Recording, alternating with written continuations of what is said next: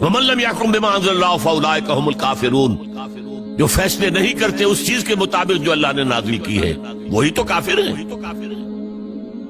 تم نے کافر کسے سمجھا ہے؟ وَمَن لَّمْ يَحْكُم بِمَا أَنزَلَ اللَّهُ فَأُولَٰئِكَ هُمُ الظَّالِمُونَ، جو اللہ کی اتاری ہوئی شریعت کے مطابق فیصلے نہیں کرتے وہی تو مشرک ہے۔ وَمَن لَّم يَحْكُم بِمَا أَنزَلَ اللَّهُ فَأُولَٰئِكَ هُمُ الْفَاسِقُونَ، جو اللہ کی اتاری ہوئی شریعت کے مطابق فیصلے نہیں کرتے وہی تو ناہنجار ہیں، فاسق ہیں، غدار ہیں، باغی ہیں، سرکش۔